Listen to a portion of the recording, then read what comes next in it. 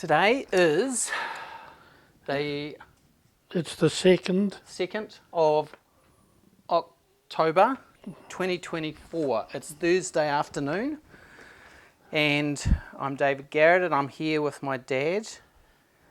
And what is your full name? Ian Frank Garratt.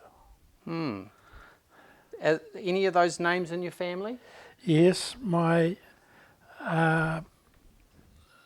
mother's youngest brother was Ian Moyer, Yes.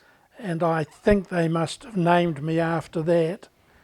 But also my mother's background are Scots, Yep. and Ian is the Gaelic word for John, Huh. and it has the same meaning, one sent from God. Right. And your middle name obviously is your It's my dad's name. father's name, Frank. Right. Yeah. And you've got a son, my brother, John Frank, as well. So That's Ian right. has come through with John. There's actually a lot of Johns in the family line. Yes, there are. Yes. Not so many Davids. No. Did you have a nickname or other names people called you when you were younger? If I remember rightly, what wasn't often, I think it was Gatty or something like Gatty? that. Well, from like Garratt. Oh, right. Gatty. It wasn't often used, but Right. Okay, yeah. Gatty. Gatty, I've never heard that before. No. What is your date of birth, if you still remember? It's the 13th of September, Yes. 1941. 1941. So that puts you mid to late Second World War? No, the beginning of the Second World War was September 1939. 39, yes. And my mum and dad brought their marriage forward Yes. because of the war, Oh, because of what was happening in those days was to call up troops to fight. They started with singles, then marriage without children, then marriage with one child, right. and so on, and it went that way. So your parents married what? They year? married in, I think it was in, I've got it in my thing, I think it was 1939, So just on the edge of the war? right at the very beginning when it Right. first started. So that allowed your dad to stay at home for an extra period of time? Because he was married. And then I came along in 41 that held him back. He didn't actually go to war for that? No, he didn't go until Montgomery had been fighting the Germans in North Africa with Rommel, who was the German commander. And they'd been having a terrible time. The Allies had been beaten, but Montgomery was a Christian and he prayed, and the Allies had their first victory over Germany in North Africa. And when the Allies moved into Sicily to start fighting up the Italian peninsula, my dad joined the army there. Right, so you were left at home with your mum? Yeah. And so when was the next time you saw your dad? He came home on sabbatical? Or? No, once you were over there, that was it. So you were born in 41? I was born in 41, so I clearly remember my dad walking up our path. We lived at 109 Grafton Road, Roseneath in Wellington. Yeah. And I remember him walking up the path. This is how memory as a little kid had. I might have been 2 or something like that. You knew it was I knew it was something that was very... an auspicious day. It was because of my mother's reaction to it. Yeah, right. So, right. Is that the earliest memory you have? It's a very poignant memory. I think it is. So you might have been 2 or 3. Yes, I remember during that time after Dad had left, my mother was a very sensitive woman. She was a poet and a writer, and she often spoke at New Zealand Women Writers. But I remember comforting her and saying, look, Daddy will come home, you know, not knowing as a kid what was really going on. And I think because of Mum's sensitivities and what was happening, as a little child I absorbed a lot of her fears. Yeah. And I ended up having migraine headaches from an early age, which were finally delivered when our family came into the Holy Spirit's blessing way, 11 years on. So, when did you next see your father? How old were you? I remember going down to the Wellington wharves when the big troop ship came in, and there was a high fence barrier about 6 foot, and nothing was going to stop my mum.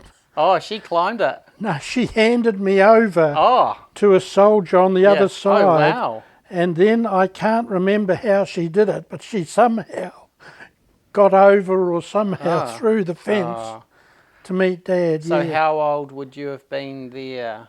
I was about 5. Right. Yeah.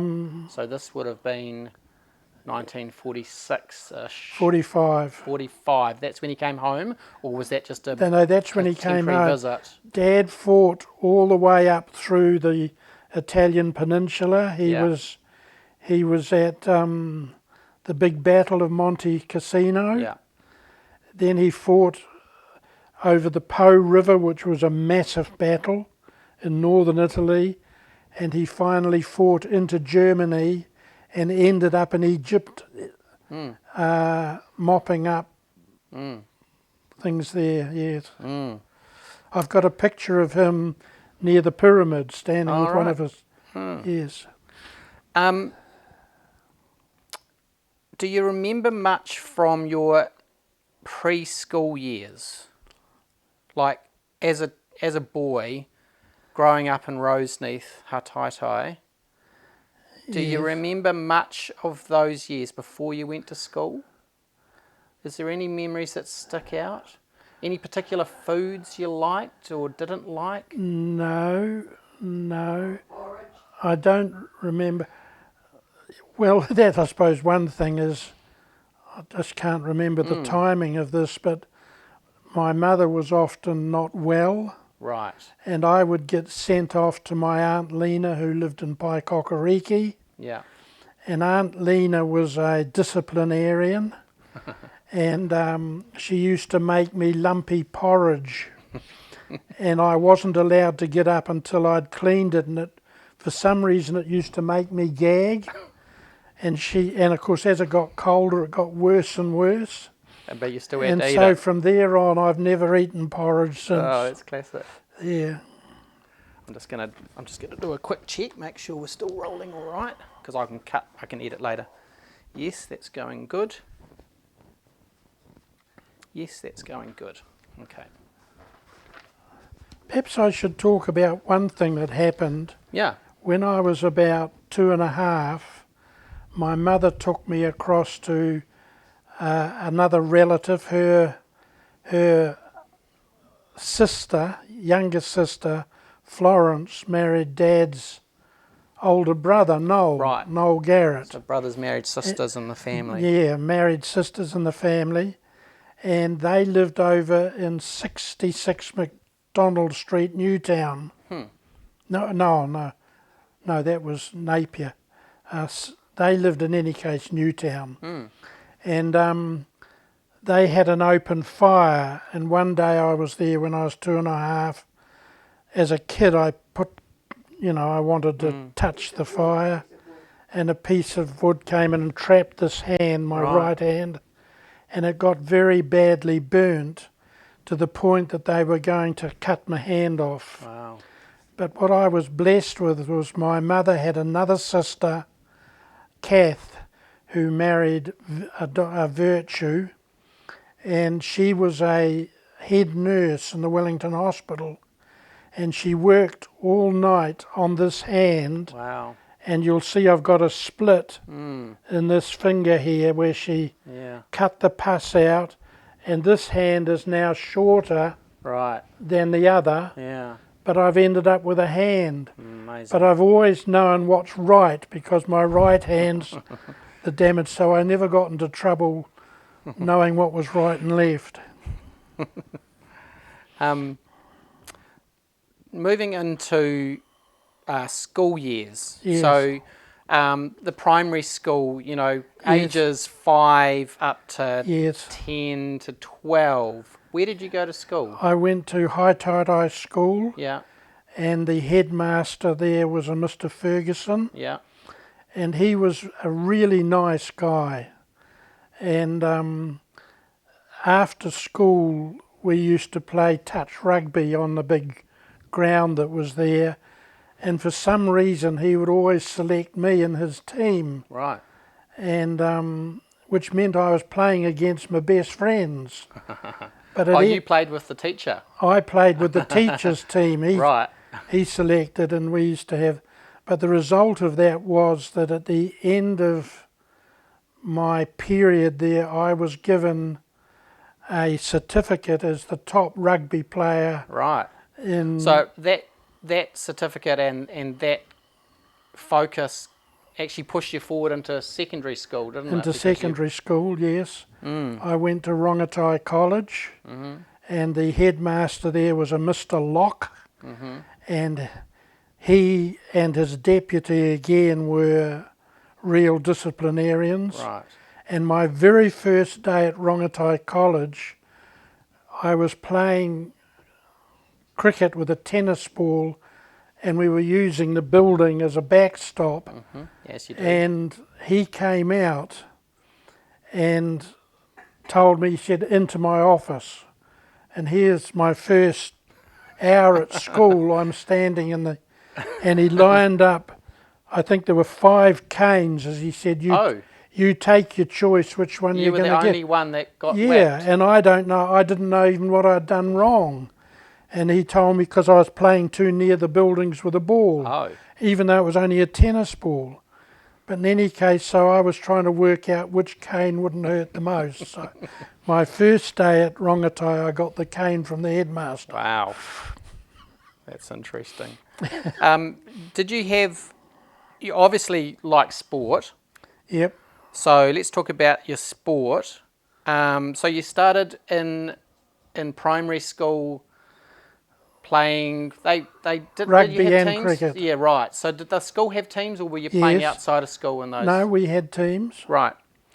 And so that moved into the college years, and you stayed with rugby and cricket? You didn't test Yes, I out did. other things? Did you try any Yes, other I sports? played tennis. Oh, yeah. One of our friends, who we meet recently up at the event of David and Dale's, was a girl called Reese Thomas. She married Winky Pratney. Oh, yes. Faye Yes. Reese Thomas, and they lived down on by the tennis courts right next to the High Tide College, and she was a really good sports girl. Yeah. So we were often down there playing Right. tennis. That's quite a distance from your house. So Yes. did you walk or take the bus down? Walk. Or? Right. Yes, and we had, to get home, I had several ways I could go. There were all these little pathways. Yeah. There was the main road. Yes. Then there was a top one that went past a guy who's now become very high up in Naitahu, Tiffany O'Regan. His real name is Stephen O'Regan. His father was an alcoholic Irishman, and his mother was Maori from Naitahu. And he's done a lot of the work for getting land for Naitahu. But one of the things we were a bit naughty at Wellington, High Tide School is, if we got bored, we would wait for the Catholics to come out of St Carmel's, and we'd bash up a Catholic. That was what we would do. Wow. I don't know if you want that in it. Did you, what did you do outside of sport when you were mucking around, did you have any games that you played, or did you do Yes. anything with the kids in the neighbourhood? Yeah, a lot. So you were basically outside all time. There All was the no time. TV, and there was no No TV social at all. media, We never no, had nothing TV. like that. No. And we had good friends. We used to make these trolleys. We would go down to a mechanic and get the ball bearing wheels. Yeah. And I had a lot of friends. They were old metal wheels, weren't they? Little metal wheels, and you could stick them. I could still make trolleys, and we could drive them. And we had Did they have any brakes? No, you used your shoes, so you wore your which shoes worried out. your dad and mum Right. because you were wearing our shoes out. Yeah. And one day I was going down one of our narrow paths, and there was an old lady that I think had Alzheimer's, and she was unfortunately wandering up the track I was coming down. And I remember I came round the corner and she's there, and I just picked her up and carried her all the way back down to where she had come from, and she wandered off in the other direction. Did you do anything at home? Were there certain games that you played as a family? Did you play card games or board games as a family? Dad and I used to play cricket on our little back lawn. Yeah. So it was all sport based largely for you. Yes. You've got a sister, Joy. Joy. So what's the difference in age between you and her? I think it's 5.5 years. So she came along after the war, after After Dad the got war, home. I think in 1946, I think. So you Joyce. were, right, so you were quite a bit, or reasonable age older Yes. than her. You were moving into Yes. primary school when she was born, and then secondary school when she started primary school. Yeah. Do you remember much about her when your mum brought her home as a baby? Do you remember Yes, she was a a new voice in the beautiful house? little. Yes, she was. She was a very cute little kid. She probably took after Dad a little bit, but she was. How do I describe Joy? I don't know. She was always a very sweet girl. Very, very sweet, yeah. In your house in Roseneath, it's Yeah. a long path down and up, Yes. but the house is split and you've got a That's right. bedroom, main bedroom upstairs That's with a right. bathroom nearby near the entrance to the house, and the living and kitchen on that same level. Yeah. Was that the original house? Yeah, Mum and Dad built that house, and then they had Because it would have been a two-bedroom house. there was a step downstairs. So was that built later, or was that No, already existing? when That you bought the already house? existed. Okay, so there was downstairs, there was... so when we were kids, Joy and I slept in one bedroom together. She was in one bed, I was in the other, Downstairs? downstairs. Right, And Mum's brother, Uncle Ian, yes. Oh, he came and lived with us, and he lived in another bedroom right. downstairs as well. Oh, okay. How long did he live with you? Quite a few years, quite a while, until he met Betty and got Yeah. married and moved out to Tawa. Right. Interesting. He worked. Dad started his own business after the. I'm just going to adjust you. I'm just going to adjust this slightly so it doesn't rub. Sorry. After the war, and I think it was. Can't remember the name now. There was a business that Uncle Ian worked on there. Yeah, I just can't remember. Here's a question to mix it up a little bit. Who would be your oldest living friend? Well, probably at the moment, Malcolm Taylor. How old would he be? He's I think 6 or 9 months older than me. Oh, I'm 83. So he's. what about your cousin David? Is he older Oh again? yes. We had a. Is he a friend? Oh, very close. Yeah. He was my elder brother. Right. Because I didn't have other brothers or sisters.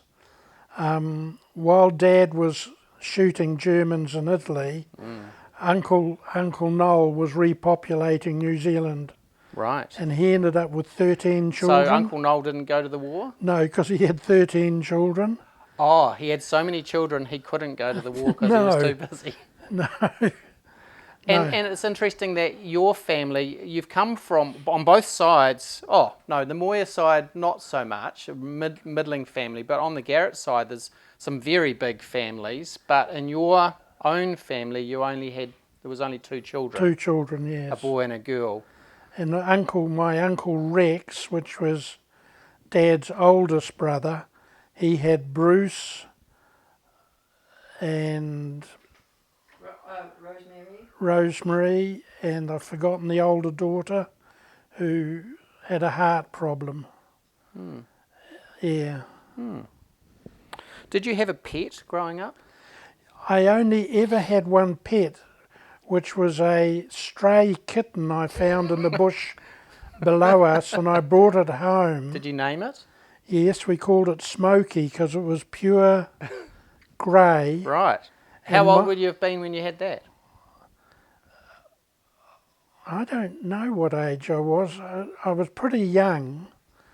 So did you feed it, or was yes, it pretty yes. much left to its own defences? No, So you adopted we cat? adopted it, and it became, and we taught it to jump over our hands Oh, and okay.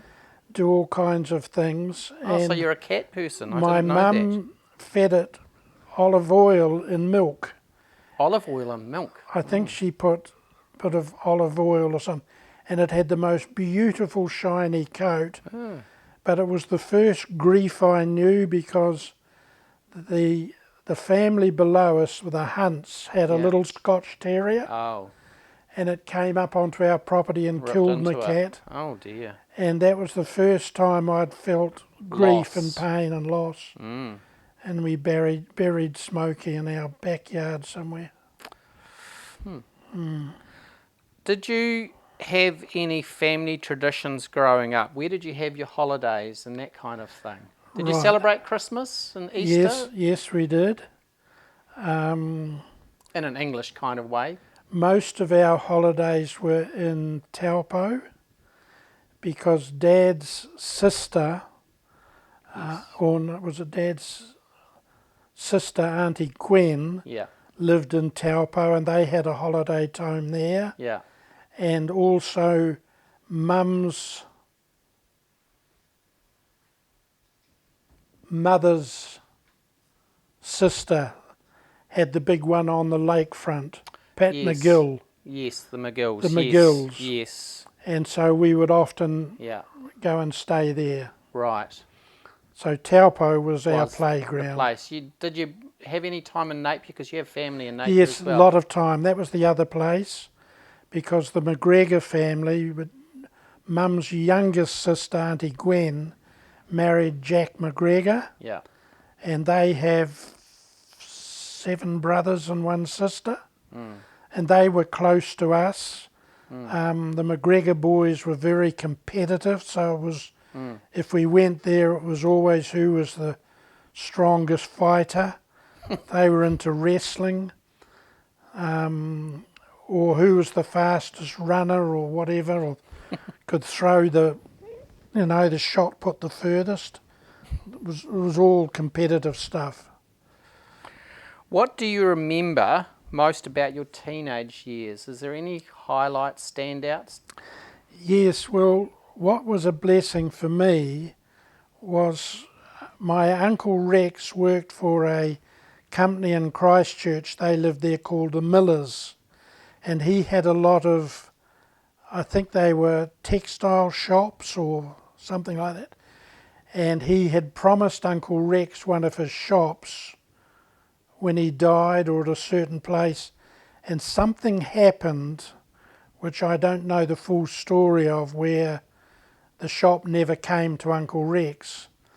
And so my Auntie Gwen insisted on Dad that he bring Rex up to give him a job at Frank Garratt and Company, which Dad had started. Right, so after the war, your dad After the started war. a import business. Yes. And so he came up, but that brought another cousin up, which was Bruce. Right, yes. And Bruce had been involved in the Boys Brigade, and I'd never heard of it. So I was 13 when Bruce came up, and he introduced me to Boys Brigade. So I joined up with Bruce with the 15th Wellington Methodist Boys Brigade Company in Aitatai. And that was, I went right through the Boys Brigade. I got the Queen's Badge, and then I went on to become one of the leaders there with two really great guys. One was Nisbet and Al Mears, that's right, who was very clever guys, and we did a lot of tramping and hiking all around, the lower South Island, North Island.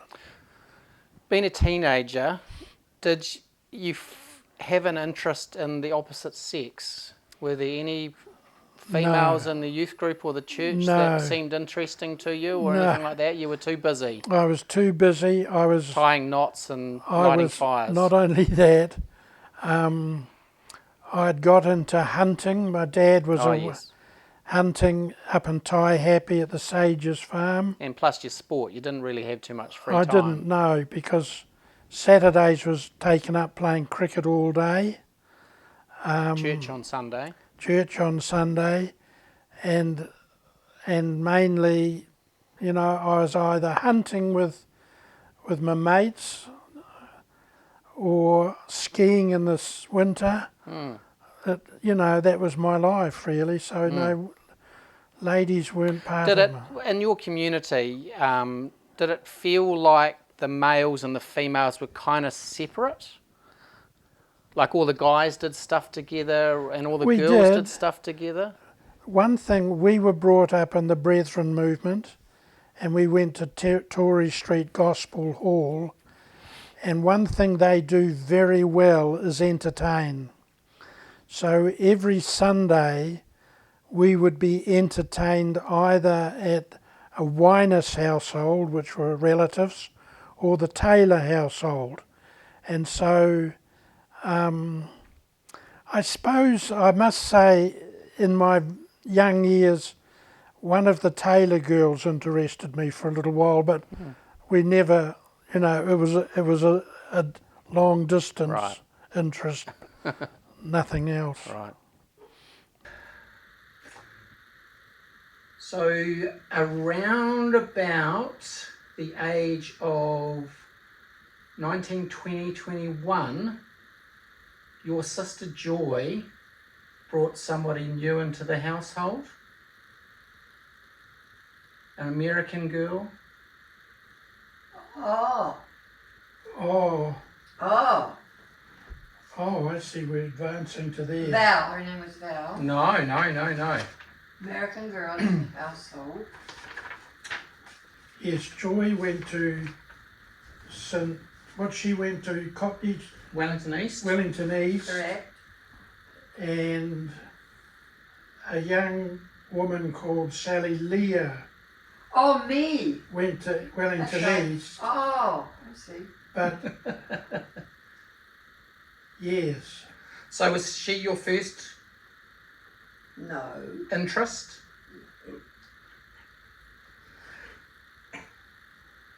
No, I'd had a friend before that. Right.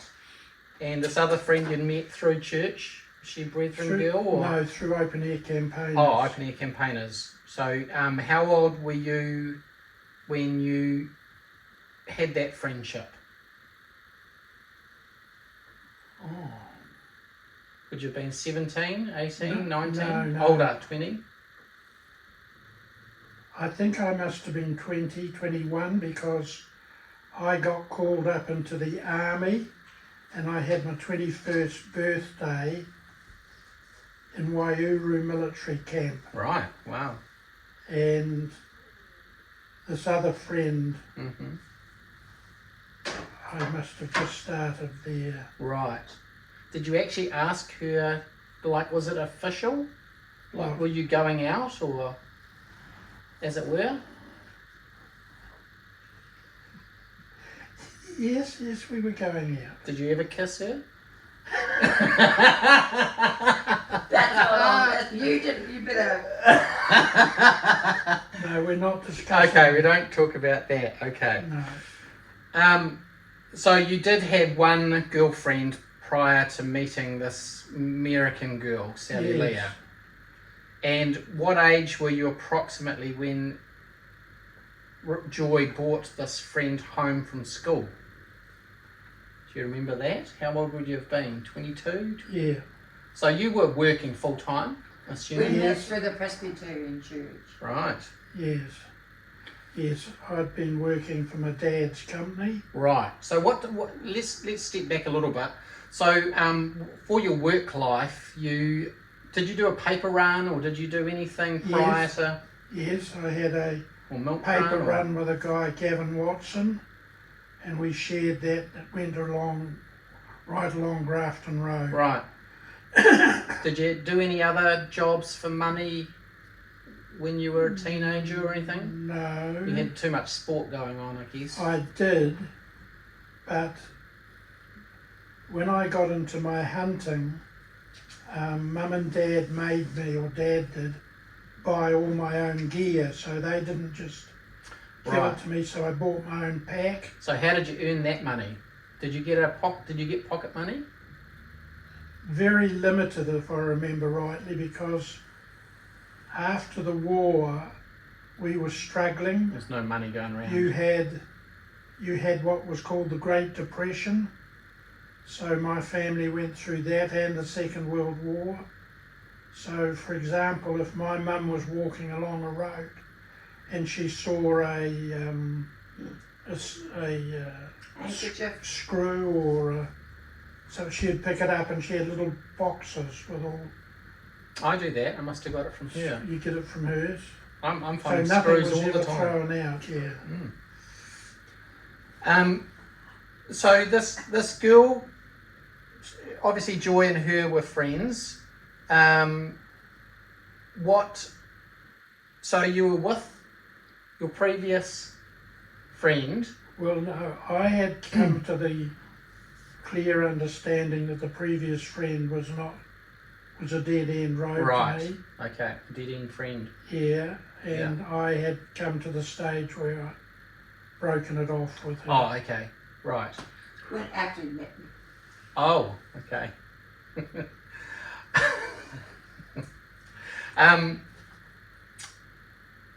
How long did you date before you started to think it was like something a little bit more interesting, if you want to put it that way, or something with a bit of longevity? I can't remember. 4 years, David. 4 years. 4 years. 4 That's a years. long 18 time. months after that, 14 months engagement. 18 months engagement. So how old was Sally when you met her? So you would have been 22, 18. She was 23, 18, 24? were you, darling? Yep. 18. 18, and she was 22 when we married, Okay, well that's still fairly young. Well, it's very young by today's standards, but I know. and I was Um, 26. right. What did you do for dates? Did you have any? Did you go to the movies? Did you go to the botanical gardens? Was there walks along the beach, holding hands, that kind of thing? Do you Did we remember? go to the movies, didn't we, Sal? Yep. So you went to the movies, yeah. And often we were with, Did she play sport? Did I you watched- do tennis together? She I was watched very with- keen on skiing, and she was Mhm. very keen on hunting when I first met her. Wow, hunting. Okay. But that didn't last long. Ah, okay. Once she had entrapped me, Right. How long did you date before you knew that she was the one you wanted to marry? Can you remember that? Had you discussed anything a little bit more serious than just going to the movies? No, I think I said one day we might get married. Right. Get that's all he engaged. said. Right. And how long was it from that takeaway comment to About the marriage? 18 months. Okay, right. Good.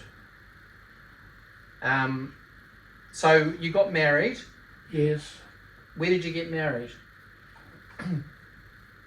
St John's, was it? Where did we get married? Wasn't Yes, out. darling. It's only 56 years. Come on. Oh, was it St John's? Yes, St John's darling. Presbyterian, St John's on the Hill Yeah. St John's on Willis Street. in Willis Street. And was there a reception afterwards anywhere? Or? Yes. Yes, It was there a lot was. of fun. Where was it, darling? It was down in on Cuba Street, and the name of it was a lovely restaurant. That kind of. So it was a restaurant. So how many people would have been there? I think we invited about 80 to 100. 80. Oh, okay. So it's a reasonable amount of people, and the same amount of people in the church as well, I'm assuming. Yes. So at that time, was St John's the church that you attended? Yes. Right. And So obviously there was a missing bit there. You'd been in the Brethren yes. movement, and now you're in the Presbyterians. Yes. And they're quite different Very different. groups, community and all of that stuff. Well, on my mother's side, her great-great-grandfather was the first moderator of the Presbyterian Church.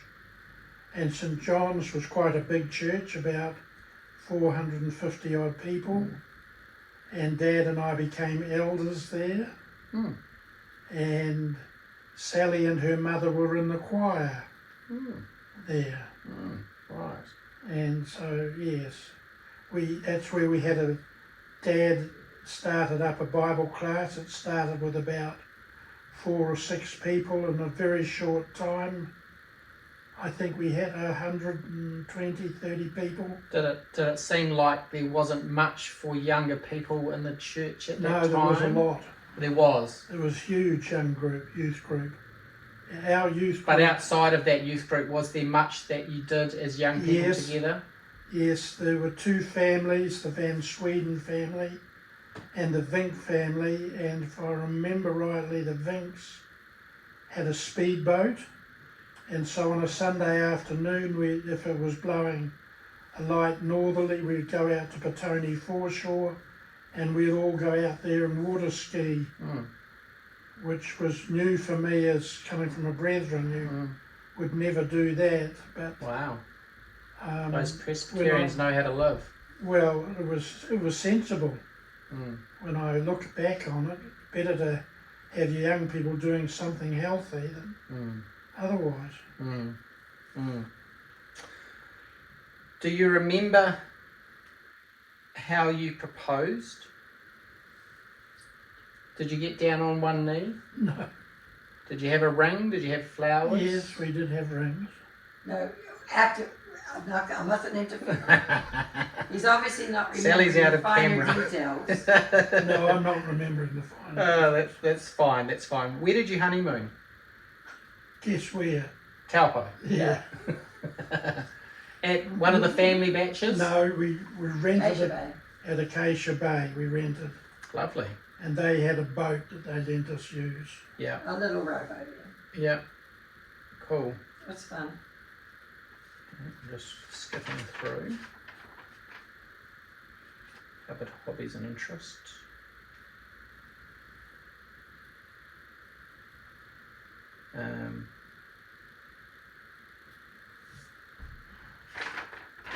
Was there any special holidays you can remember specifically?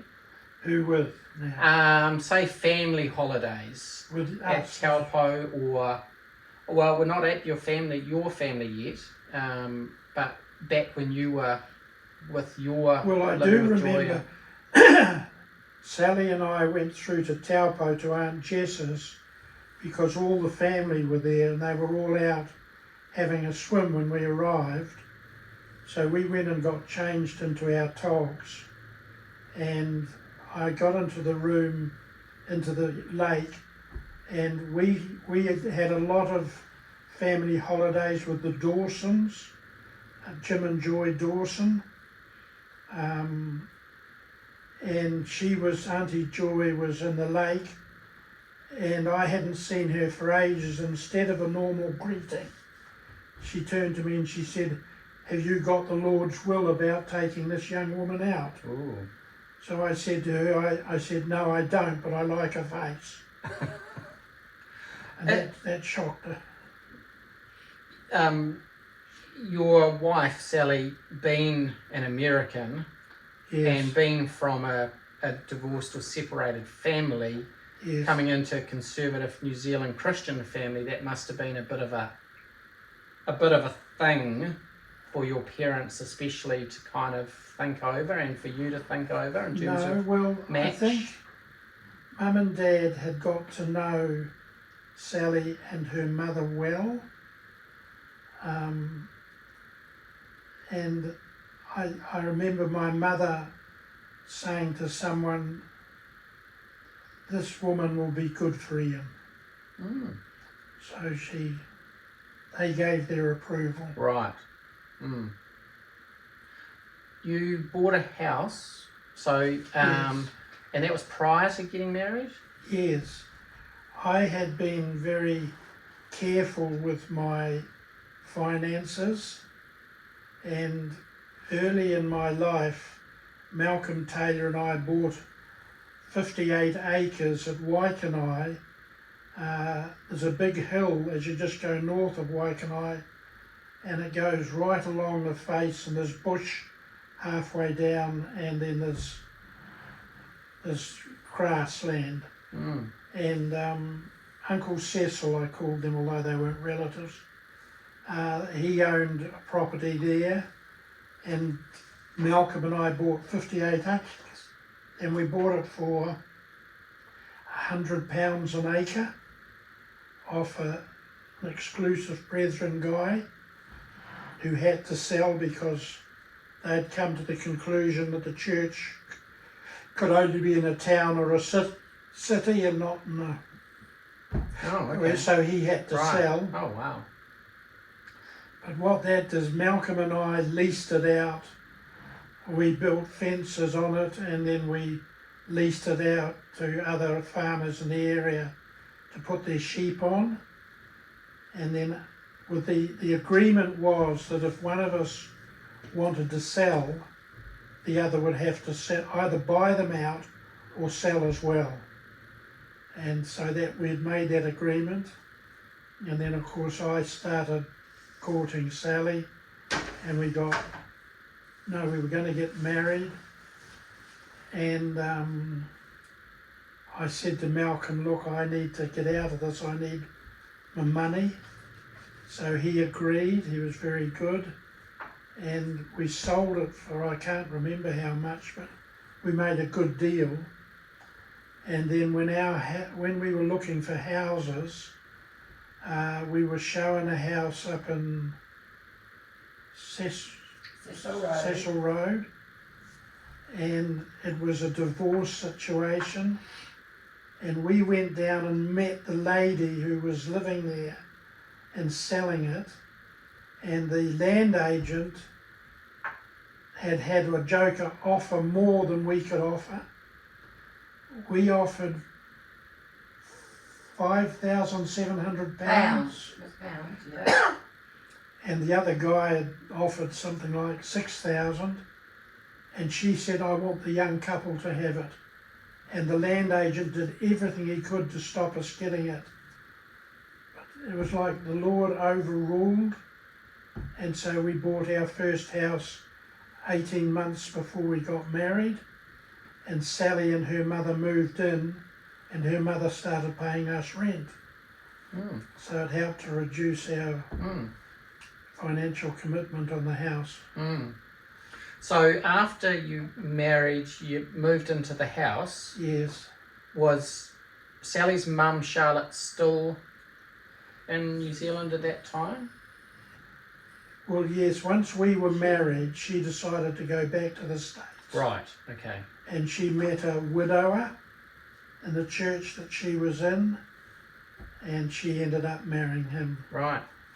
So in this house in Cecil Road, Yeah. this was your family home. Yes. For yourselves, and you and Sally had children there. Yeah. You had 4 children. Do you remember how you chose the names of your children? Yes, I do. The word David means beloved. Ian means a gift from God. So we named you a beloved gift from God. That's how we got your name. John obviously is Ian. John and was Frank, Ian. which is your dad's name. Yeah. And there is a Frank John as well in your family line as well, Frank John Garratt back. And then there was 2 girls. Sarah Lynn. So how was Sarah's name? Sally. Do you remember? Sarah Sally. Is princess, isn't it? Yep. So Sarah Sally, Lynn, Anne. Ruth. Where did Lynn come from? Do you remember? It means cascading waterfall. We thought it was a nice sound. We just thought it rather than putting sounded nice. Because Ruth. And then Ruth was Ruth Ann. Ruth Ann, Sally Ann. Spelt the same.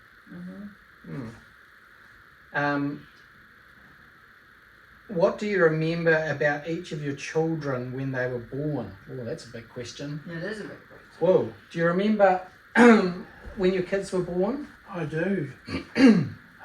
With you, I wasn't allowed to be in the birthing place. I'm assuming we were born in hospital?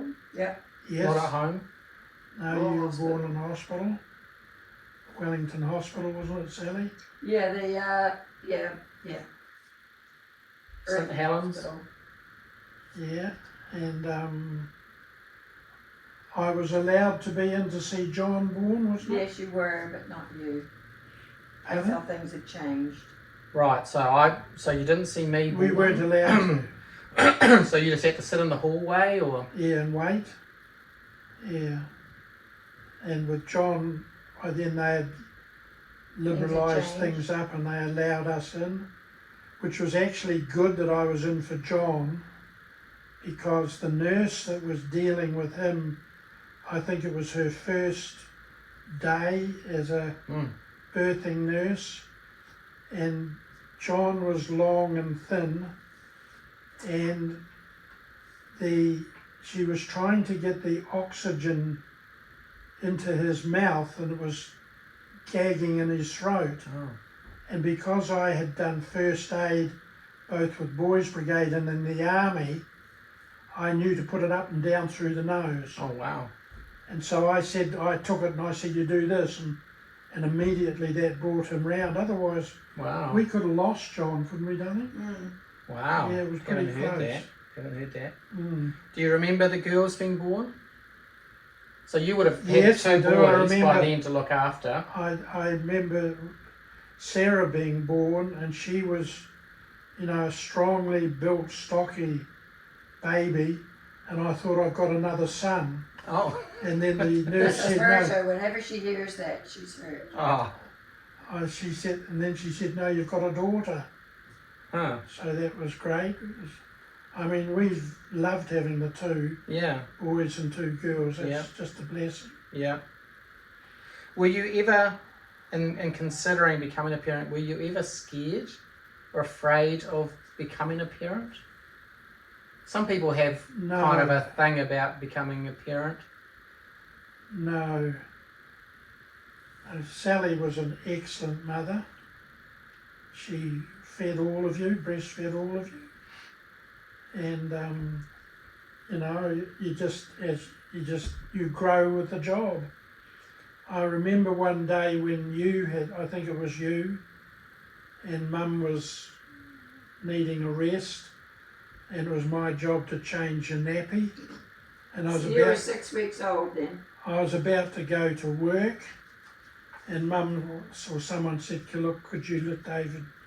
So I was changing, nappy. and I'd got the wet flannel, and I ended up kind of wiping your bottom, and it ended baby poo everywhere. And it ended up all over my tie and my shirt and everywhere. Yeah. Wow. In terms of your approach to parenting, do you think you were strict or lenient? Is there any thoughts on that side of things? I think my nature was I expected obedience. If I said something, I expected it to be done. But we were very cautious. I don't think we might have smacked you. You didn't get a lot of smacks, you did. No, Interesting. no, not a lot of smacks at all. But I remember one day we were putting a new sewer pipe into our property, and I had them all on a lawn. Andrew next door came to play with you. And I remember saying to you, David, don't touch those pipes, they're worth a lot of money. And somehow they ended up getting rolled down the staircase next to us and breaking. Oh dear. And I remember coming home You were there. and saying, David, you go into your bedroom, I'm going to have to... Do you remember that, David? I remember a few smacks. Often John and me were involved in the same thing together, so we were often communally smacked. I always tried to get John to go first because he would yell so much. He was a screamer and a crier and groaner and moaner that I would get a softer turn when it was my turn. I always pushed him first. I'm just going to check everything. Yeah, we're still going there. Just going to have a listen. Just say something. Yeah. Yeah, no, it's good. Okay, good. Yes, no, still going. Standing up at tea. Okay. Good. Okay, so let's jump forward a little bit. So you worked in your dad's company, Yeah. and over the years with your kids growing up, I guess you were the legacy for your dad in the family business. You were his right-hand person, if you like. Yep. Something happened in 1982 Yes. that changed your world. It was Changed the my start of your world. Yes, it did. Can you talk about that day? Well, firstly, what I was fortunate with, that Dad had taken me overseas. We often worked with an Australian company, and we would share the minimums that were required out of Japan or China or Hong Kong. So at least I'd gone over there and met some of the people that we were dealing with personally. And then Dad and I were always going out diving, snorkeling around the Wellington coast.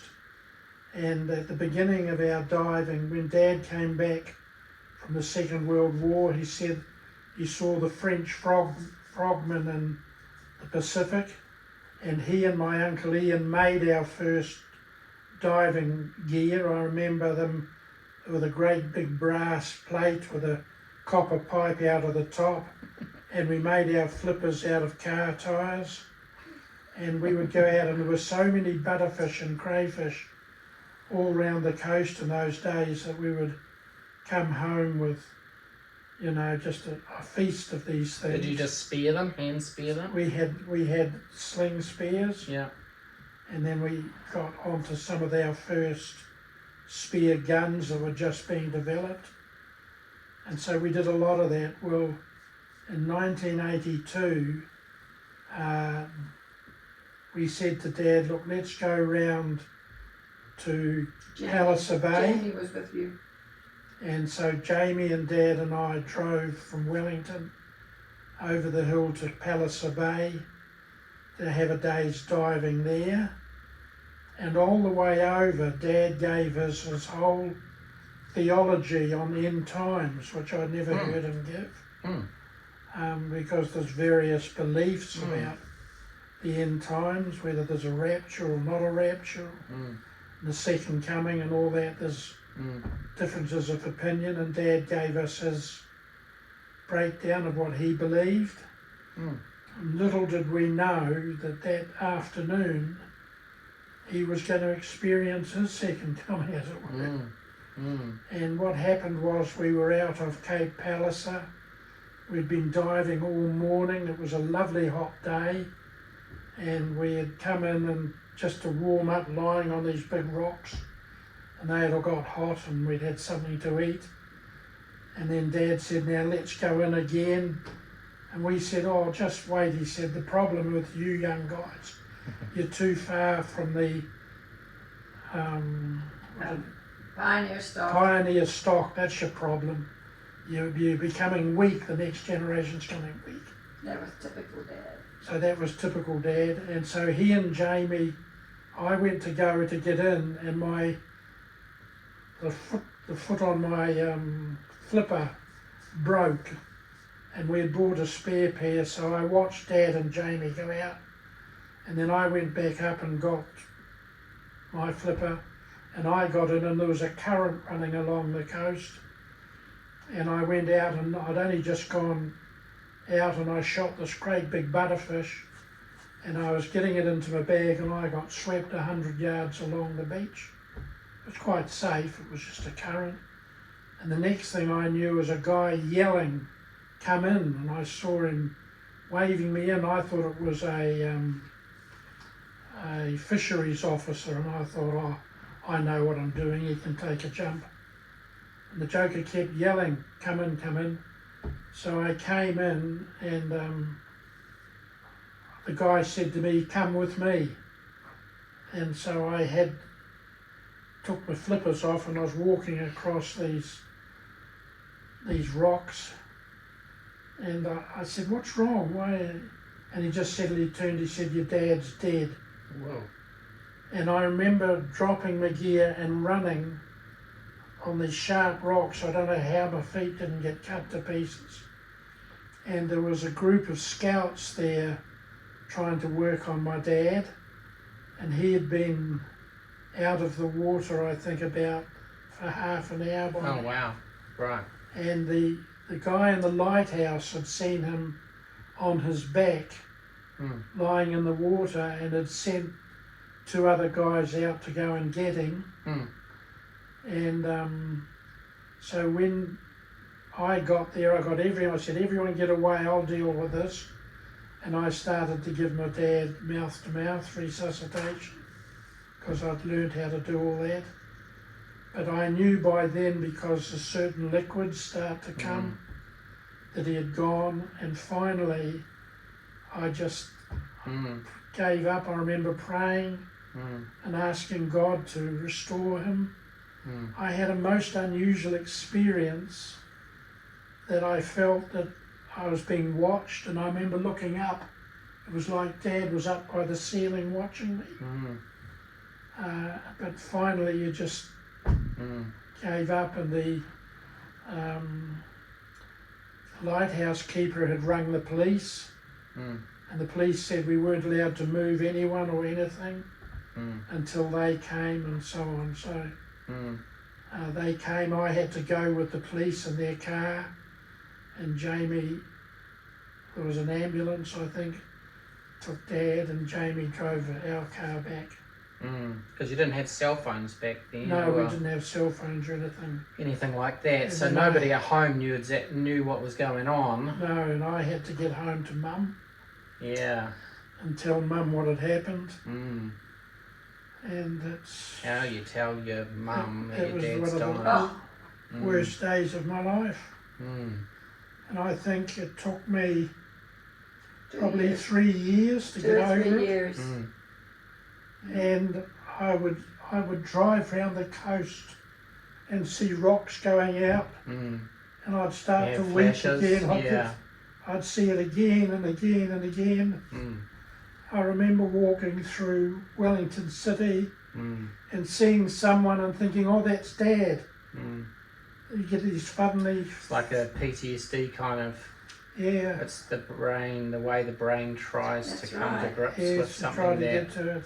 makes no sense. So Dad is buried over in the Macra Cemetery. And I took your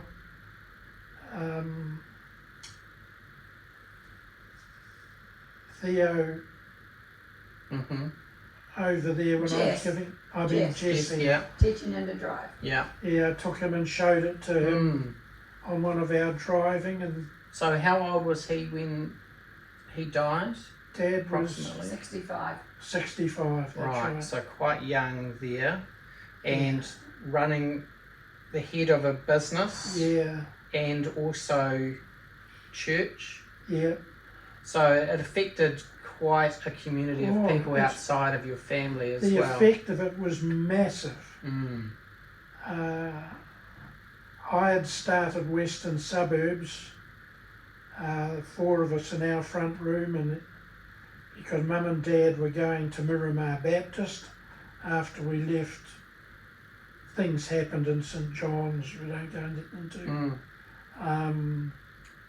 And I thought, it's ridiculous me travelling all the way from Wadestown to Miramar to go to church. Yeah, right. My belief is that church should be in the locality that you're in and named by that locality, and that's what the brethren did was right. It was Elizabeth Street Chapel or Tory Street, wherever they were located was the name of the church. And so I remember I thought I have to go back into work on the Monday morning, and the first man to come to see me was a Jewish man who had a shop in Willis Street, and he walked into me and he burst out crying, and this man had lost his wife to cancer. So he understood, and all he kept saying to me, Ian, buy time, and I didn't know what he meant, buy time. And I realised later on that it's time that heals. Right. Eventually. Yeah. I mean, you never forget. No. And it does mark you and does change you. Very much it does. I never understood how to deal with someone who had died, and at Western Suburbs we had a couple of deaths early on, and as young elders I didn't have a clue how to deal with it. Gives you empathy. So we made mistakes, but after that I knew that you go right into the situation and you talk about it and you empathise with the person. So obviously your mum was left. Yes. At that point there was no kids left at the house, so... she was alone in the house. Yeah, so that was a She thing. stayed with Joy the first few weeks. And then started the angry thing, and then she wanted to go back home, and she wasn't afraid. So the family said, well, then that's what she wanted. She could go back home. She never left her family home willingly. No. No. No, she didn't. She stayed in that house for Quite a few years. Would have been another I don't know. 20 years? Yeah, quite a long time. Into her 80s anyway. Yes, and Mum was slightly older than Dad, but I used to go every lunch hour. I'd drive up to have my lunch with Mum from work, to give her company and talk.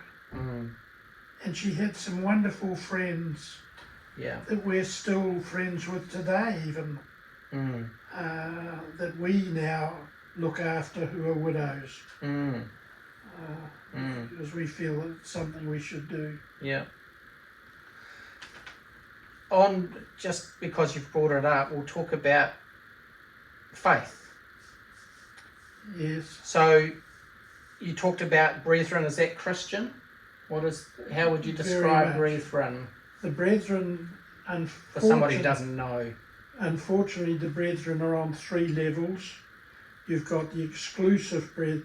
The Brethren movement was started in Plymouth, England, under some brilliant Protestant. They were Anglican ministers. Yeah.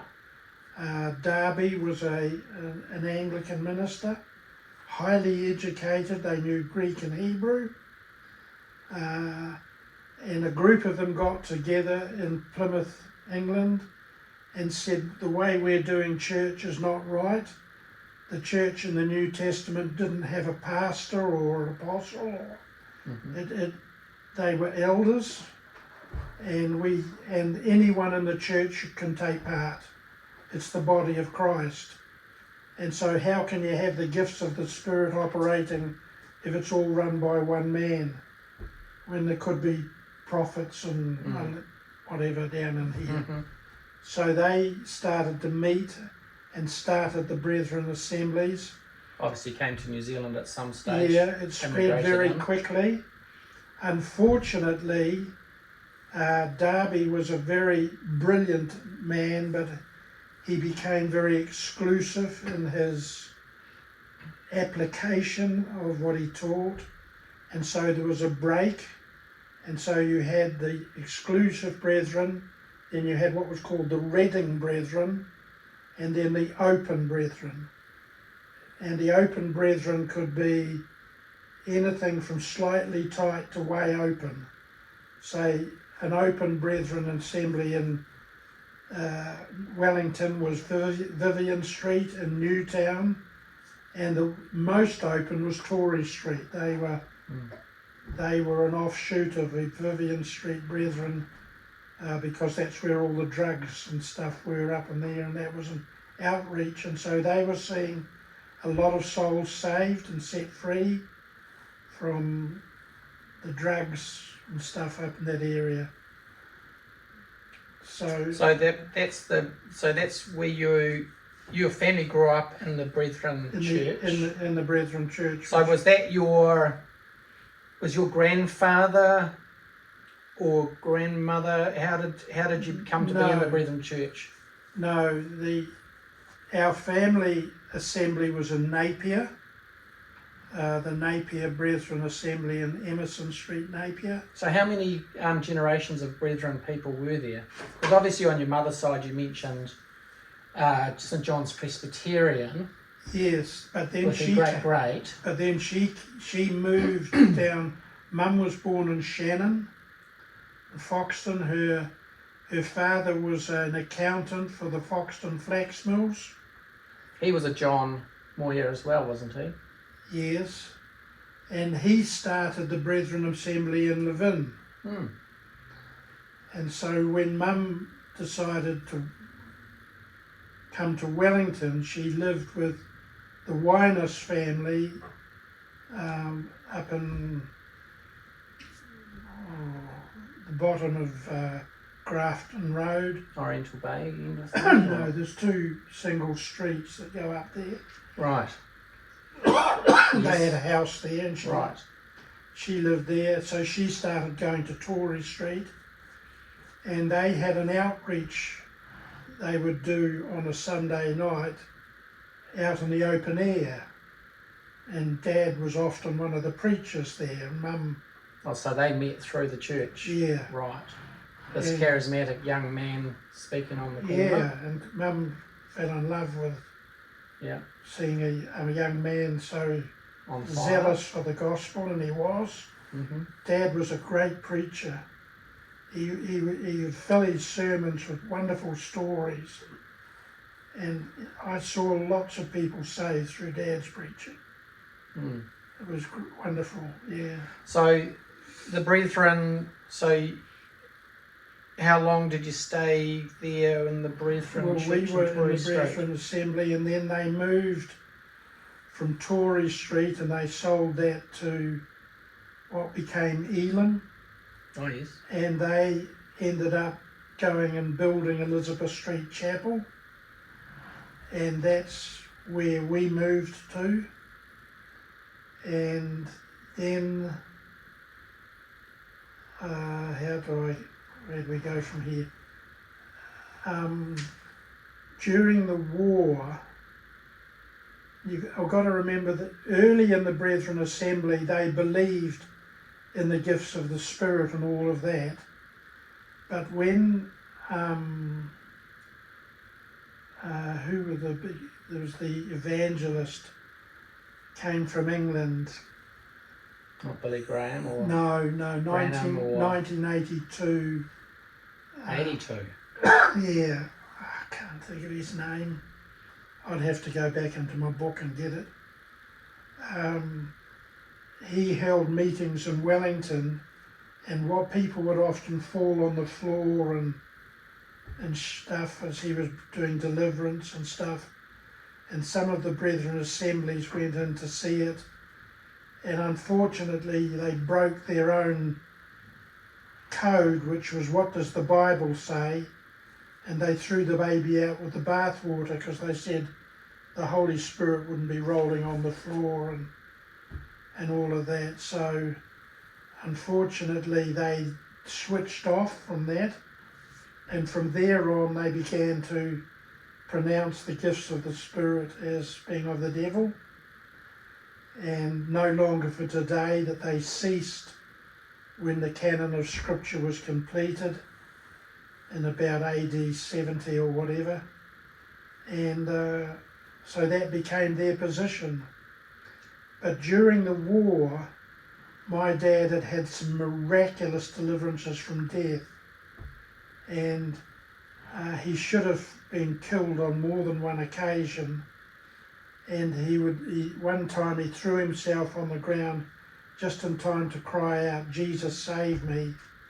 And the Germans had what they called a Nibelwurfer, which was a gun that could just saturate an area, or they could do it in a row, for 100 metres through, and a shell falling every 10 metres.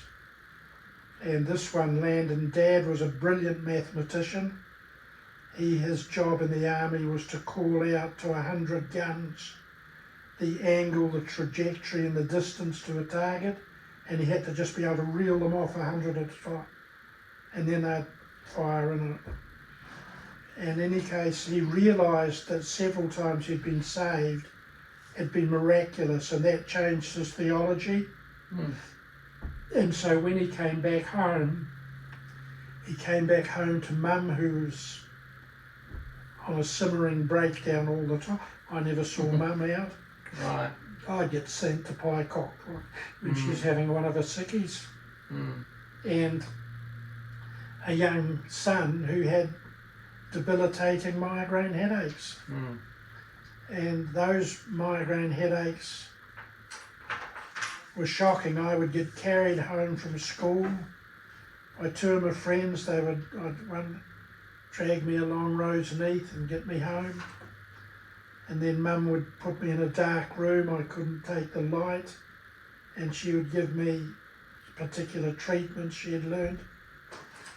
But nothing happened. And so when Dad came back from the war, he said, "Where's the Jesus who went about doing good and healing all that were oppressed of the devil? Who says, I'm the same God today and forever? Where is he? Why is my family?" So he was going to go on a 40-day fast to find out whether there was such a thing as another experience of the Spirit. And the result turned up that about, I think it was 2 weeks into the fast, he had this amazing experience of a baptism in the Spirit in our front room. And at 1 a.m, the Holy Spirit came through the glass, and the light of the Lord lit up the room, and he just bathed in that for a long, long time, until my mum wondered why Dad hadn't come to bed. And when she opened the door and saw the light and the glory, she was absolutely terrified and slammed the door. But that was the beginning of their journey in the Holy Spirit.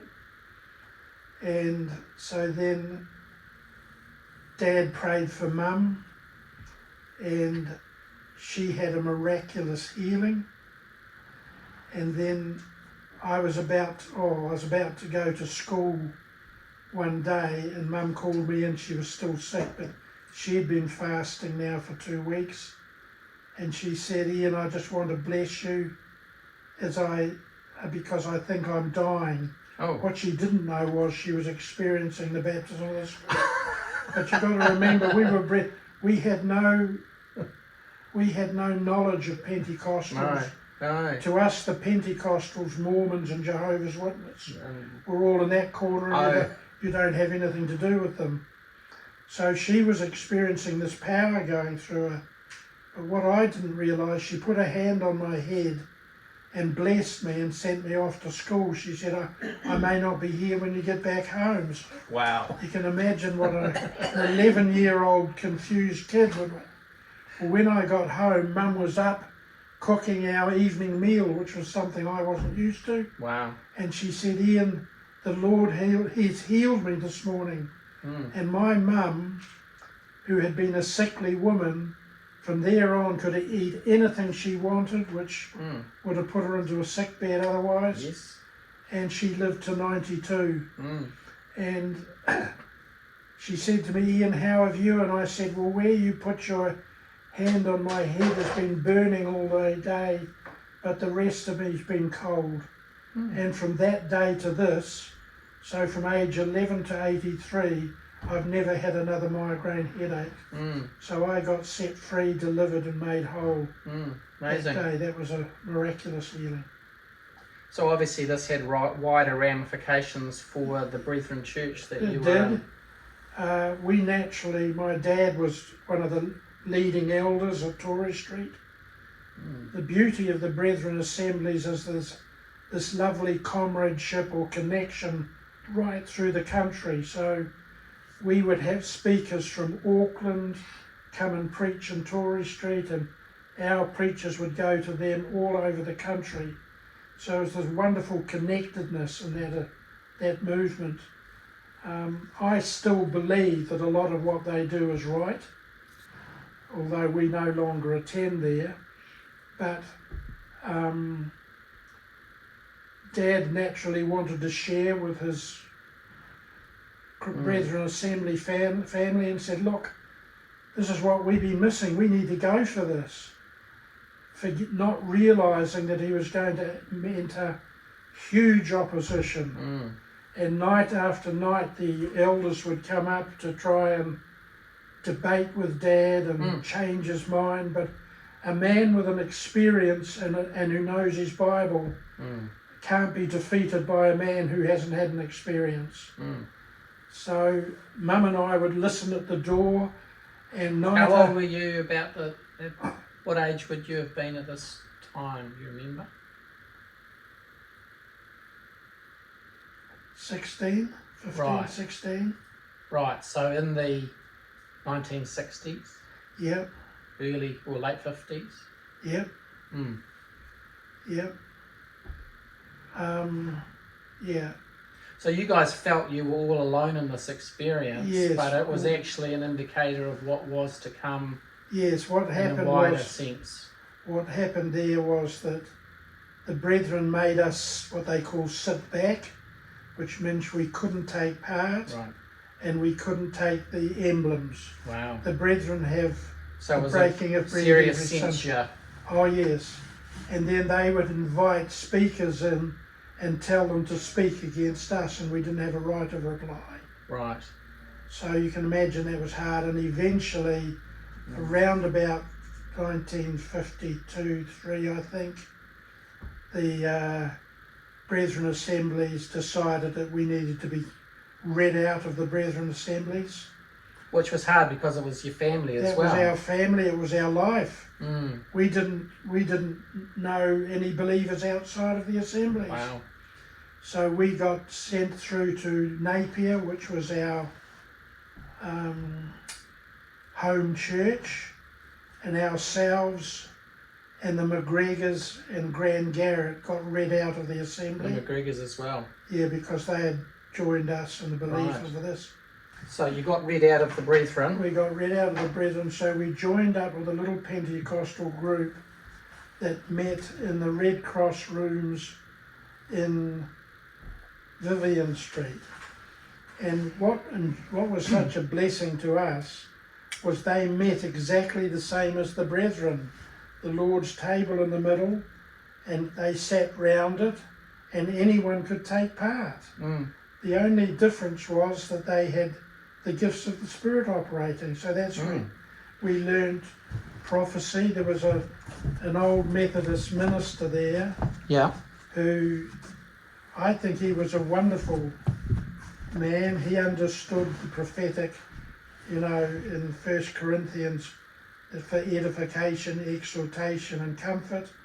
So he would bring words that were, I sit as a young man and think that's really God speaking. It wasn't silly stuff. It was good stuff.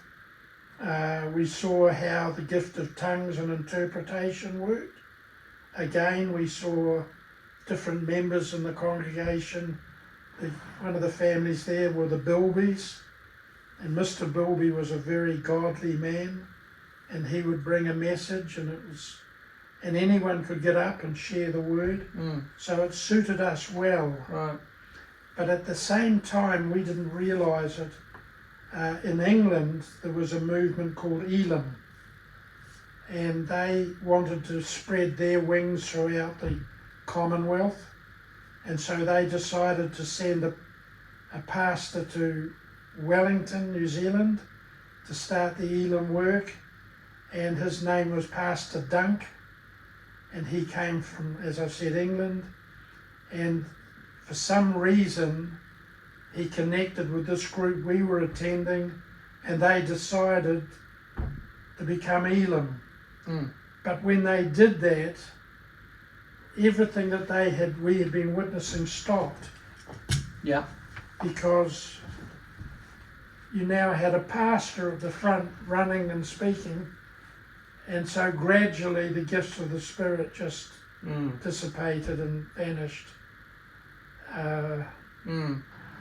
And so then, how long did that last for? So you went. It became Elam, did it? it became Elam. Right, and then the gifts of the Spirit again got pulled back on.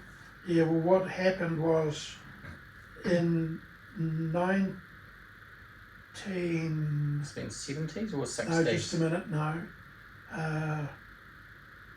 49. Mum and Dad decided to go through to Snell's Beach in Auckland to have a holiday with the Dawsons, because we were very close families. And while we were there, a guy by the name of George Bremner, who felt he was called to start open-air campaigners in New Zealand, got hold of a book that had been written by a Baptist lawyer. The Case for Christ, was it? No, I've got the book in there.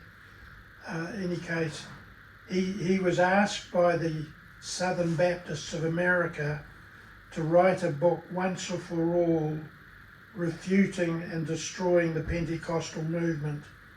But because he was a Baptist lawyer, he did it as though he put Pentecost on trial, and then as a lawyer asked him questions. And at the end of the writing of this book, he came to the conclusion that the baptism of the Spirit and the gifts of the Spirit were for today.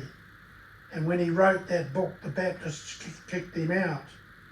It was called Pentecost Examined by a Baptist lawyer. George Bremner gave that book to Dad, and I remember I was sleeping outside under a little veranda, and the light was in here, and Dad sat up all night reading that book. And he was so moved by it that he decided that he would check it all out, and he decided to write down by longhand every verse that had mentioned the Spirit from Genesis to Revelation. Took him 18 months.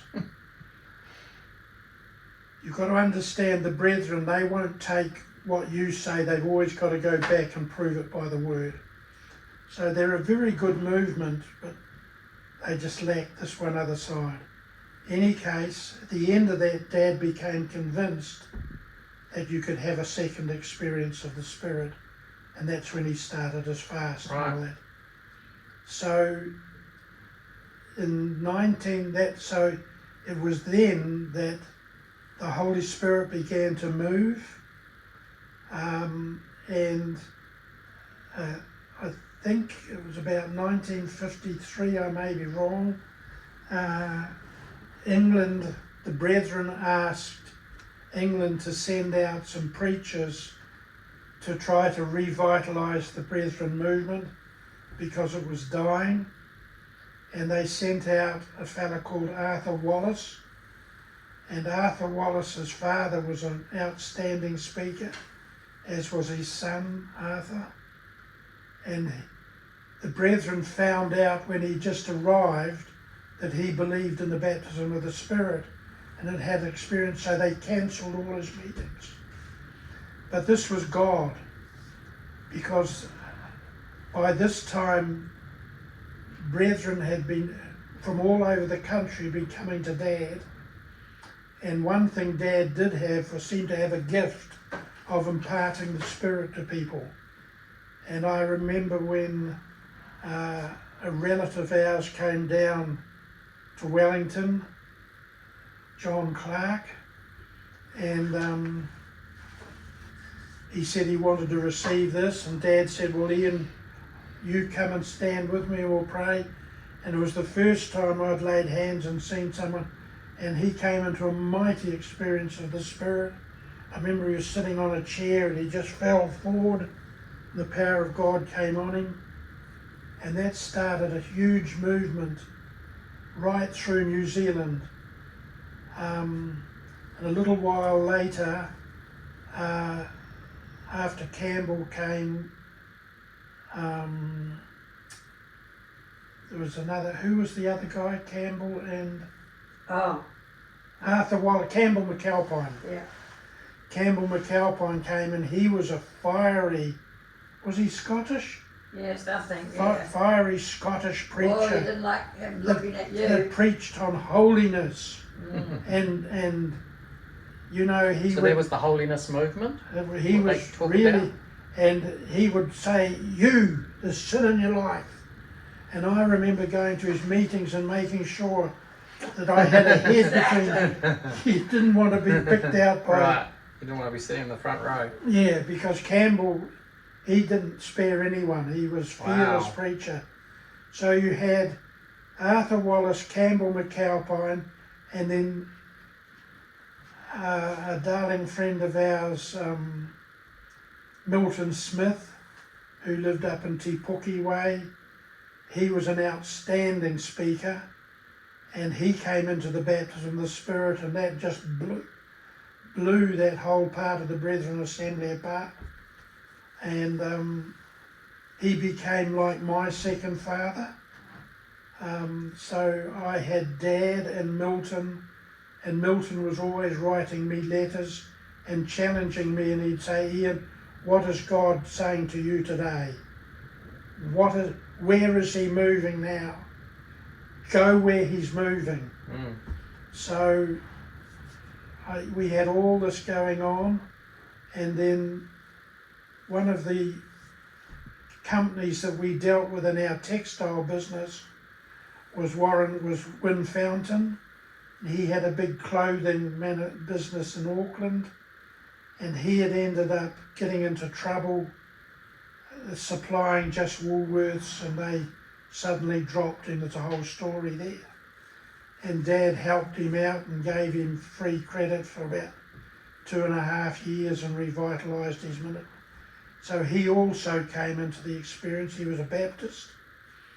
And so by this time there was a real ferment in New Zealand. And then another guy that had come into the experience was a guy, Campbell, in Palmerston North. Ken Wright. Ken Wright, at least. Ken Wright, and he started a big movement in Palmerston which really exploded numerically, and he was quite a gifted organiser. And so in 1964 he arranged a huge conference. Is it Massey Conference? Yes, starting in Palmerston. Yeah. In Palmerston, and I don't know, thousands, am I right? Well, I wouldn't say thousands and thousands, but anyway. I think there were a couple from all over New Zealand turned up, and that's when this became national. So a lot of people say the charismatic movement started in '64, but it actually started way back in 59, 60, and had been simmering all the way through there.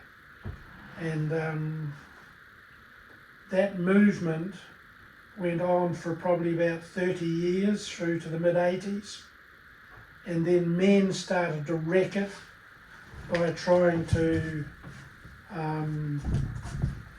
control it, bring people in who called themselves apostles and pastors, and they did it. And with that, the thing slowly dissipated until eventually, by the late 80s, it vanished. So from, let's say, from 1950 to 1985, what's that, 35, 40 odd years, approximately. this movement was a vital movement in New Zealand, which again was suddenly wrecked by men. So your family, back to your family, Yeah. they went to Elim, and then We went to Elim. fast forward. We went to Elim, and then fast forward, the Presbyterian minister at St John's in those days was Frank Fairburn? Kingsley Fairburn, and he invited Mum and Dad to be house guests at the Easter Presbyterian conference. And Dad said, well, look, you better know our story. So he sat down, he said, here's my story, this is what we believe. Are you sure you want us? And Kingsley Fairburn said, I believe all that, no problem. So Dad said, all right, well, as long as you don't mind. On the Saturday morning, the minister that was to do the speaking over Easter was a Liberal.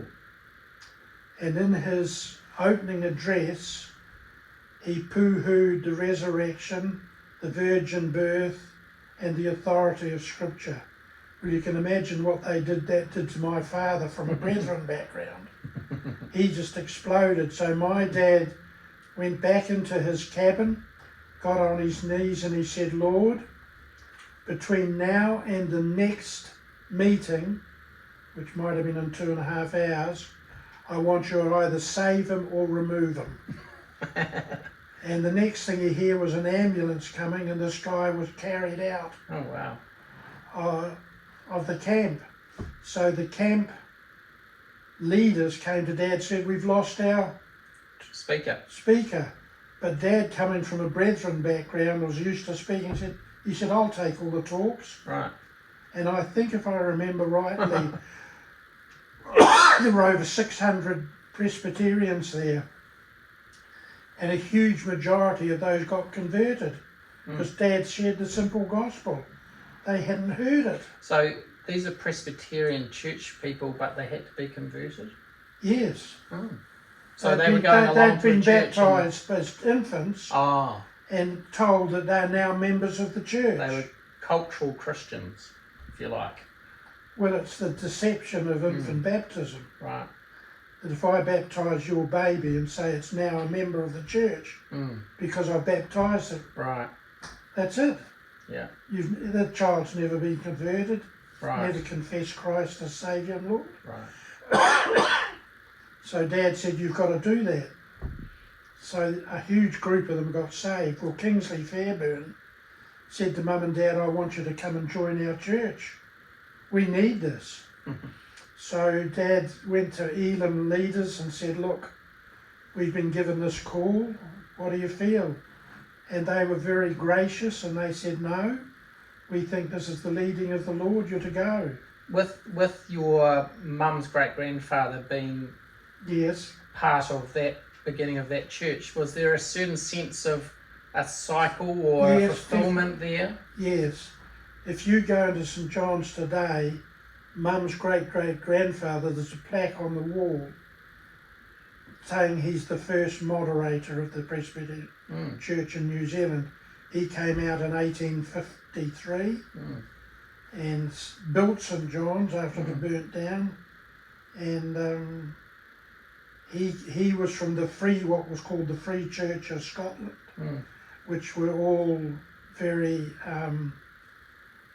conservative and evangelical.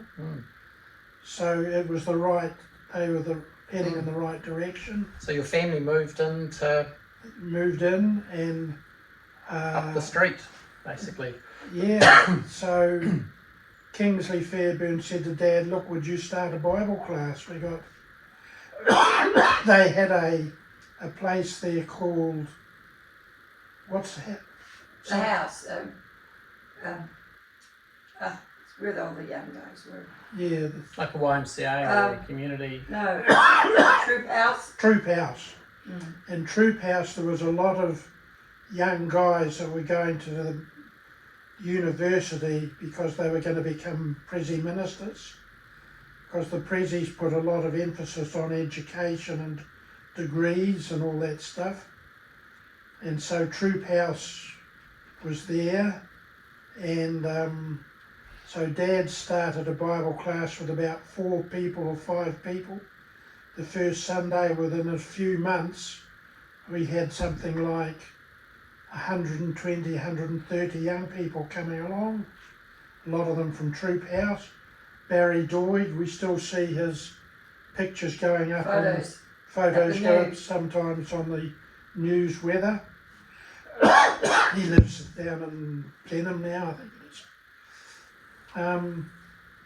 So there's a lot of really good stuff happened out of there.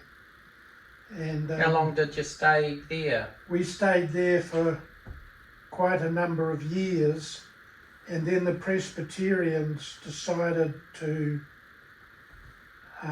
include women as elders, and we personally... You've forgotten the main man who came in, and you know, the guy that's now dead, I think he's passed away. What, after Kingsley Fairburn?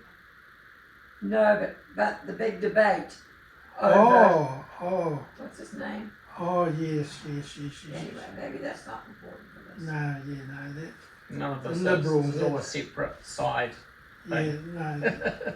Yeah. In any case, they wanted to bring in women elders, and we said, no, that's not biblical. Women can take part, there's plenty of things they can do, but one thing, they can't be elders from a biblical viewpoint. So that caused a division in the church, and also there were some people that became envious in the eldership and felt that we had too much authority because we had all these young people on our side, and so they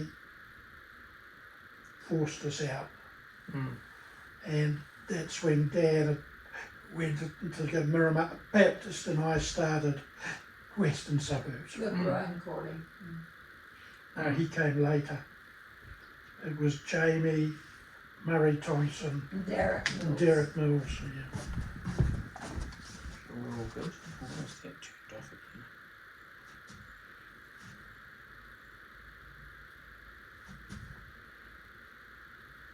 No. Sorry. Where's my glasses? Oh. There's no more. Hey? Oh, I don't have any more room on this card because we've gone over time. Oh, I'm sorry. No, that's all right. I'll just stay with this other one. So just make sure the green's going. Yep. That's all right. This one's no longer going. So just going back to our initial talk. So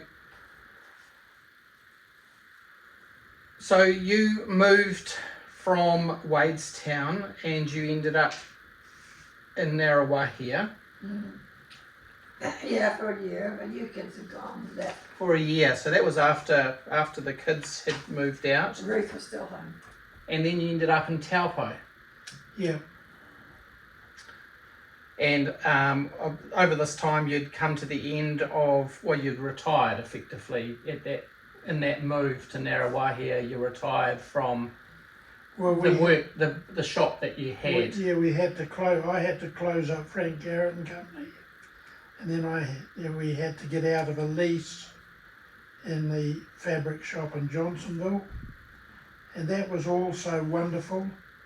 God provided a guy who was a real estate agent that came and saw me at a time when we needed to get out and close the shop, because the whole textile movement was closing down, because now you could buy cheap garments, cheaper than the fabric. And he came and saw me, and I went to see our land agent who owned the building, and he could be a very nasty man. And when I said I've got another tenant, he was like a lamb and said, you go. And that's when Uncle David got me with Wesley to go to Narrawahia. They gave us a 5-year contract because we had 2,500 hectares of pine forest to plant and break up and sell, and we did the whole lot in a year.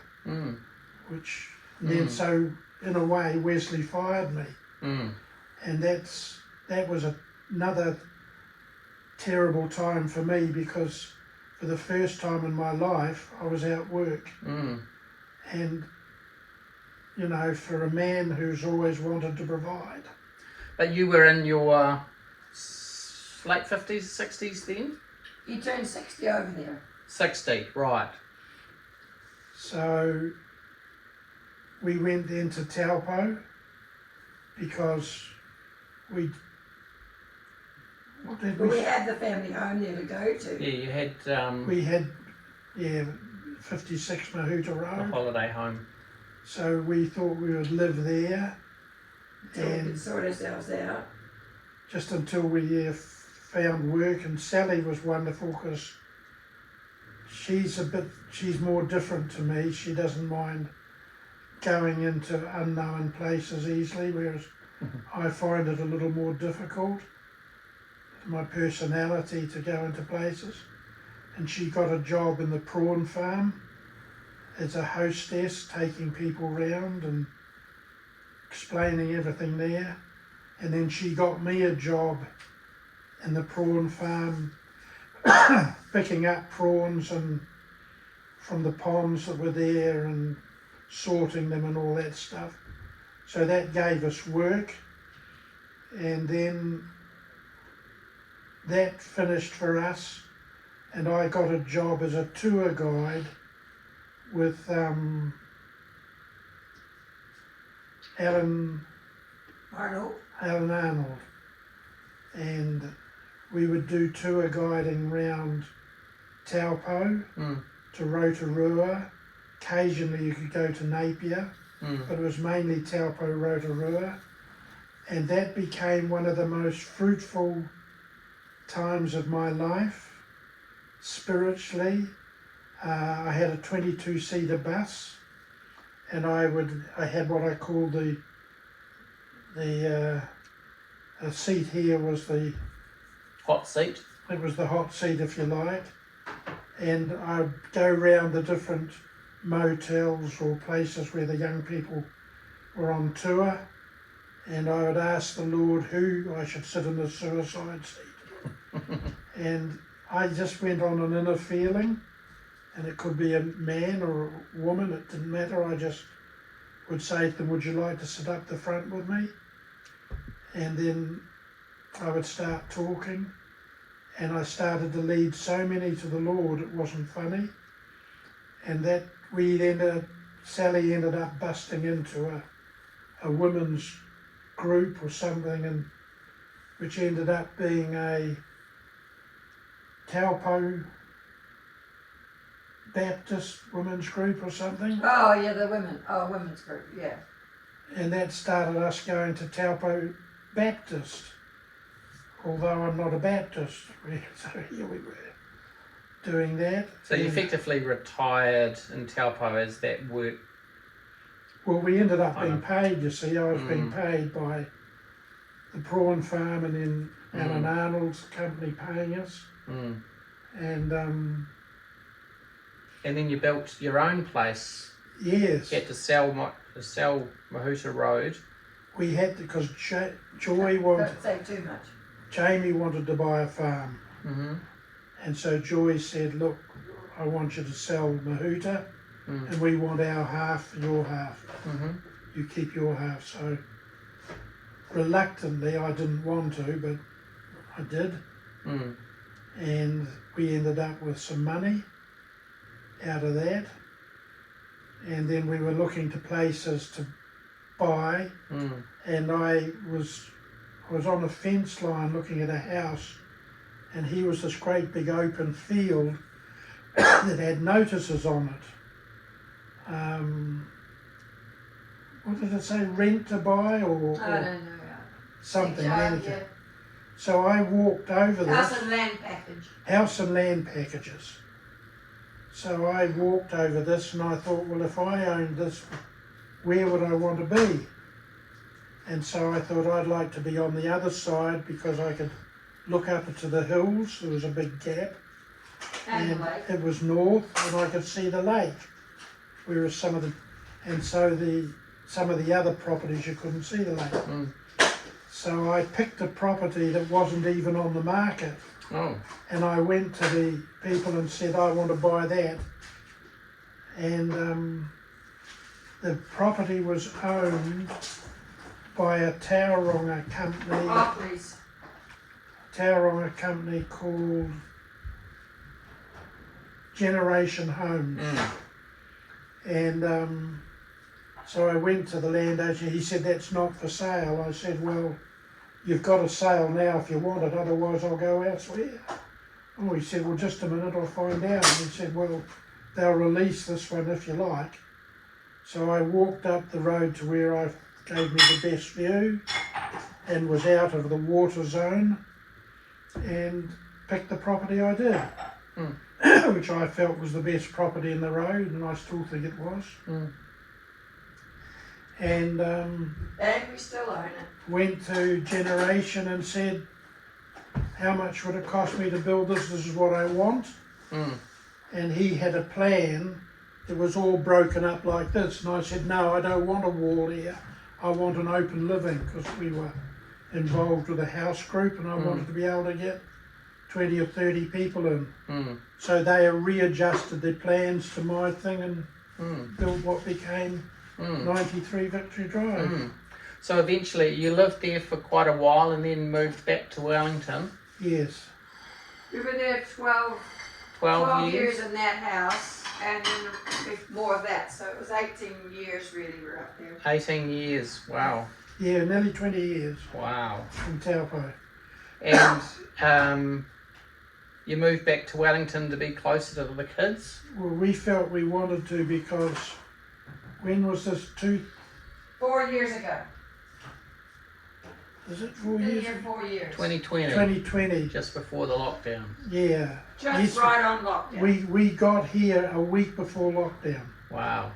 Why we wanted to come back is we wanted to have input into our grandkids because we didn't like what the government of that day was teaching with their whole lot of their rubbish, and I wanted to be able to give a Christian counter to that, so I wrote letters, which I think your Jesse got, and different ones, to try and give a Christian perspective on what was being taught. So now, how old are you? I'm now 83. 83. Yes. If you could summarise, that's a hard one. What did you say? Do you feel like looking back, your life has had any particular theme, or could you use words to describe, to summarise? Yes, I think so. My spiritual life has always been one of outreach, so that as a young man in Boys Brigade, I led a lot of our Boys Brigade boys to the Lord. We had evangelism. We had a badge that you could get for Christian something, and I took that class. I became the youngest member of Open Air Campaigners when it started under Noel Gibson. I got involved with Frank Garratt, when he started, what was it called? I've just forgotten the name. We'd go into the nightclubs and sit and share with patrons in the nightclubs. Then, as you mature, you marry, evangelism changes. Started Western Suburbs, and again we saw a lot of people saved and healed and delivered there. So that's, and then of course Taupo was for many years, 10 years with the buses. I couldn't number how many people I led to the Lord there. So that's been my trend. What do you think you're most thankful for? Do you have anything that you could think of? Yes. I think everyone in life has their times when they're in a valley and when they're on a mountaintop. And no one escapes the pressures of life. And I've found that when I was at my lowest with my dad's death, with the closing up of Frank Garratt and Company, the closing up of Johnsonville Fabrics, the being fired from Wesley's farm after only a year, they were all they were like the hand of God pressing down on me, one trying to squeeze the life out of me. But all the way through it, as I look back, I can see the hand of God was with me all along, and he didn't allow me to go through what I couldn't endure. And so we ended up in this place. We ended up owning, thankfully to you, 2 rental properties that have been a blessing. Bachelor's been a bit of a downer, but overall it's earned us money. It's all freehold. Victory Drive is freehold. We have this house freehold. And we had that huge financial loss, remember? Oh yes, we had. 380,000. We lost 380,000 for Dominion when there was the big crash in the 1980s. Yeah. Oh, in the 80s was it? Yeah, I think so. And so we've known what it is to have loss, but we've also known what it is to have abundance. And the Lord's blessed us to this day. So now we don't want for anything. You know, I'm still sound of mind and body. She thinks I am, I don't. Any advice for your grandchildren or great-grandchildren who aren't even on the planet as yet?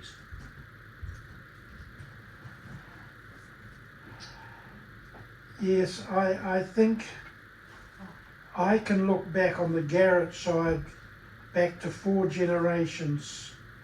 That's the 1600s. And all the way through there, our family have been godly.